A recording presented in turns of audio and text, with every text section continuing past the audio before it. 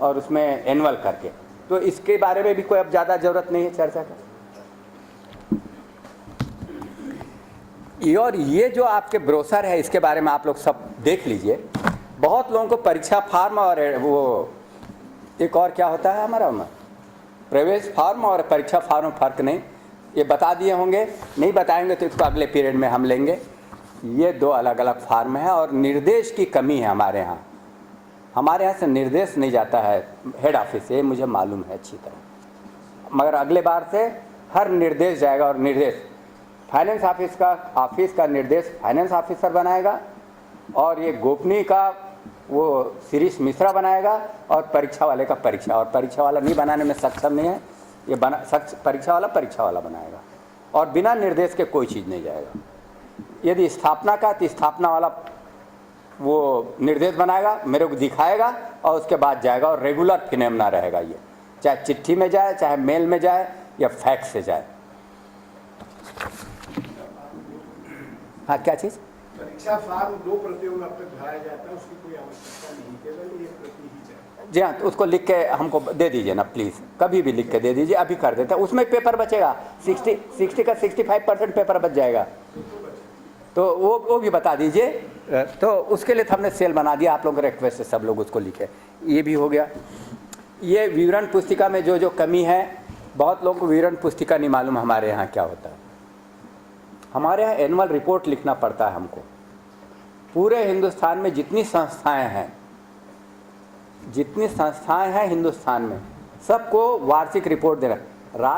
राज्यपाल को हर महीने राष्ट्रपति को रिपोर्ट बना के देना पड़ता है। हमारे यहाँ भी देते हैं, जो लोग प्रशासन में वो जानते हैं कि हमको हर इस महीने में क्या क्या हुआ, और उसके बाद साल में भर में क्या हुआ वो लिख के देना पड़ता है। ये राष्ट्रपति को, राज्यपाल को भी देना पड़ता है, कलेक्टर को भी, सभी लोग देना, सभी कॉलेज के लिए, संस्थाओं के लिए, ऑडिट डिपार्टमेंट सभी के लिए ज़रूरी है।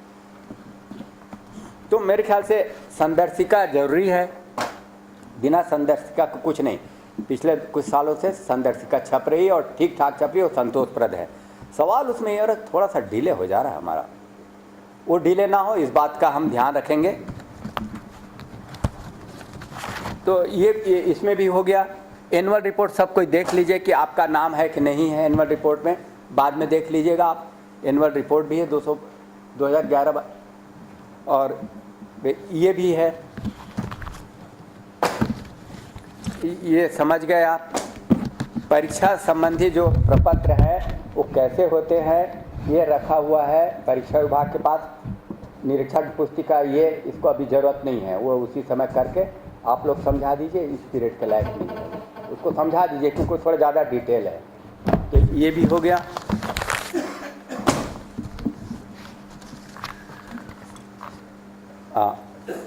जो आप लोग रजिस्टर बना रहे हैं, आप जो रजिस्टर, मैंने वहाँ गया अध्ययन केंद्र में, एक 40 पेज का कापी खरीदा और उसको कह रहा है रजिस्टर है। रजिस्टर नहीं, सब बाइंडिंग जब तक के नहीं होता, that is not called register. जब तक वो बाइंड नहीं है उसको रजिस्टर नहीं कहा जाता। हमने कहा है रजिस्टर। आप खरीद लीजिए रजिस्टर, सील लगाइए, या हमको बोलिए आप रजिस्टर बना के दीजिए, हम रजिस्टर बना के आपको देंगे। उसमें सब में लिखा रहेगा सुंदरलाल शर्मा, मगर हम उसी को रजिस्टर देंगे जिसका स्टूडेंट की संख्या पर्याप्त होगी, या उसको हम स्थगित करेंगे उस सेंटर को। हमारे पास और कोई इलाज नहीं है, और कोई इलाज नहीं है, और कोई इलाज नहीं है। हम स्थगित करेंगे या बंद करेंगे, और बंद करेंगे उसके बाद क्या होगा आप समझिए। अब सवाल मेरे ख्याल से, चूँकि अब मैं कभी रिपीट करता नहीं किसी चीज़ों को। एक और बात थी कि वो रजिस्टर जो है उसमें पूरा लिख दीजिए, रजिस्टर ही बनाइए, 80 पेज की कापी में मत, 40 पेज की कापी में मत बनाइए। और रजिस्टर में संख्या, जो संख्या हम याद देंगे वही लिखिए। रजिस्टर नंबर 1, रजिस्टर नंबर 2, ये बता चुका है कोई? बता चुके हैं आप? निर्देश में है, मगर उसका पालन नहीं किया, इसलिए मैं रिपीट नहीं करना चाहता। उसको आपके रीजनल सेंटर में ही करूँगा मैं। 1, 2, 3। उसी तरह डीडी 4 दिन के अंदर ही पहुंचाना पड़ेगा आपको रीजनल सेंटर। 4 दिन से आप डिले नहीं कर सकते, कुछ भी करें आप, कोई भी करें आप, 4 दिन में, चाहे डाक से भेजिए, कैसे भी करके आप डीडी भेजिए आप। मेरे ख्याल से टाइम हो रहा है। दूसरी बात यह है कि कुछ ऐसी ऐसी चीज़ें हैं जो अंतिम बात है, आप चाहते क्या हो वो बताइए। चाहने का मतलब मेरा उससे नहीं है, चाहने का मतलब यह आदमी क्यों काम करता है, क्यों काम करता है। आदमी मरने के बाद क्यों अपना सब दान पुण्य करके जाता है छोड़ के, काहे के लिए? हाँ वो कम ही लोगों के बारे में बात कर रहा हूँ, वही वो कम लोग कौन कौन है यहाँ पे मैं छांटना चाहता हूँ। वो इसलिए करते हैं, हर आदमी चाहता है उसका नाम रहे, अच्छा रहे, लोग बुलाए। तो एक चीज़ और अंतिम बात है, जो अच्छे कर्मचारी होते हैं उसको इज्जत मुफ्त में मिलती है। बस यही मेरा कहना है। और अभी इसके बाद हम और एक प्रोग्राम करेंगे, अभी 50, उसके बाद फिर 50, उसके बाद फिर 50, और एक कंटिन्यू रहेगा हमारा, छोटा छोटा और करेंगे पीस में। ये हमारी बात है, ठीक है। धन्यवाद। एक मिनट, वो आखिरी सेशन में किसी से आखिरी जब सेशन होगा ना, या अभी कोई बोलना चाहे तो बोल लीजिए, छोटा मोटा चीज़। हाँ प्लीज़ आइए। मैं अग्रिम के संबंध में बताना चाहता हूँ। हमारे किसी उद्देश्य के प्रयोजन के लिए हम अग्रिम लेते हैं या यात्रा पर जाते हैं, तो उसके लिए कोई आवेदन पत्र नहीं दिया जाता। अपने विश्वविद्यालय में प्रथा चली है कि नोट शीट लिखे उनके प्रभारी और अग्रिम उन संबंधित व्यक्ति के नाम से अग्रिम चला जाता है।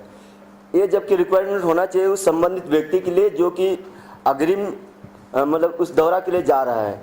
मान लीजिए पर वो संबंधित कर्मचारी जा रहा है गोपनीय सामग्री लेके जगदलपुर, तो वो संबंधित कर्मचारी आवेदन दे कि मेरे कोई ड्यूटी लगी है और इस ड्यूटी की पूर्णता के लिए मुझे पैसे की आवश्यकता है, इसलिए मुझे पैसे 1000 रुपये यात्रा व्यय एवं आकस्मिक व्यय हेतु स्वीकृत करने का कष्ट करें। यहाँ डायरेक्ट नोटशीट में सीधा उनके प्रभारी द्वारा प्रस्तुत किया जाता है, जिसमें हम लोग स्वीकृत भी करते हैं और स्वीकृत करते भी रहे हैं। लेकिन हम चाहते हैं कि भाई इस व्यवस्था को सुधार लाया जाए। और सबसे बड़ी बात है कि अग्रिम लेने के पश्चात कोई भी कर्मचारी, मैं समझता हूँ कि लगभग 90% ऐसे लोग होंगे जो 2-3 बार मौखिक रूप से बोलें या लिखित रूप से बोलें, उसके बावजूद भी जमा नहीं करते हैं। तो बनस्पत ये होता है कि भाई वो लंबित होती हैं, अग्रिम विश्वविद्यालय की हानि कहलाती है वो। तो उस हानि की रोकथाम के लिए ये प्रावधान शासन ने किया है कि अग्रिम लेने के 3 महीने के भीतर उस देयक का समाधान प्रस्तुत करें। अगर नहीं भी करते हैं तो वित्त वर्ष के अंतिम दिवस तक तो अनिवार्यता करें, अन्यथा आप उस संबंधित कर्मचारी से वसूली किया जाए।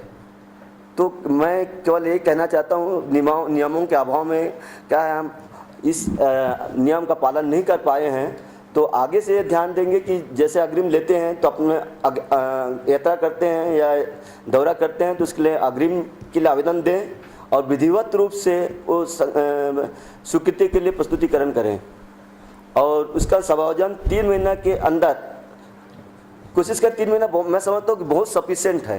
3 महीने के अंदर आप अग्रिम का समायोजन देयक प्रस्तुत कर दें। इतना ही करना चाहिए सर। सर अभी वित्त अधिकारी महोदय ने बाकी क्लास लेते हुए बताया कि इन्होंने तीन क्लास बनाए हुए हैं, ABCD EFG जो भी बनाया है इन्होंने, उसमें इन्होंने यात्रा भत्ता का जो अमाउंट फिक्स किया है 60 रुपया, 80 रुपया, 136 रुपया। क्या पैरामीटर अपनाया है ये मुझे नहीं पता, किंतु सर जिस किसी को आप सारंगगढ़ या अंबिकापुर से यहाँ बुला रहे हैं, क्या वो 60 रुपये में खाना खा सकता है, चाय पी सकता है, 1 वक्त की 2 वक्त का खाना खा सकता है? असंभव। इसके लिए आप स्वयं ही उसको प्रेरित कर रहे हैं कि वो दूसरा सपना। नहीं ये देखिए डॉक्टर सुरेश साहब, इसके लिए मैं बताना चाहता हूँ, ये स्टेट राज्य शासन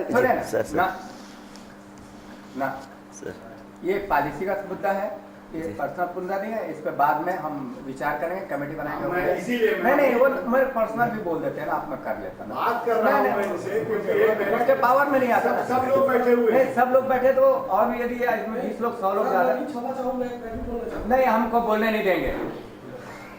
हम बोलने नहीं देंगे, क्षमा। चलिए फिर अरे हमारे जो 20,000 रिजल्ट चुके हम किसको बोले? हमारे जो 20,000 लड़के का कंप्लेन आ रहा है उसके लिए अलग से समय है आपके पास। हमने बोला लिख के दे दीजिए सुरेश मोहन को। हमने आज सुबह कब कहा था हमने?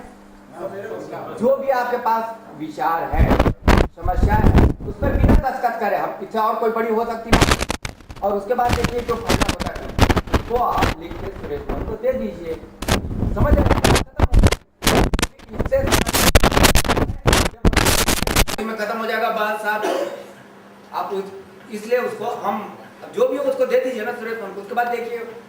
ठीक है? ठीक है। अब तो अपना खाना ब्रेक हो गया ना, लंच आगे खाना। चलिए पहले खाना उसके बाद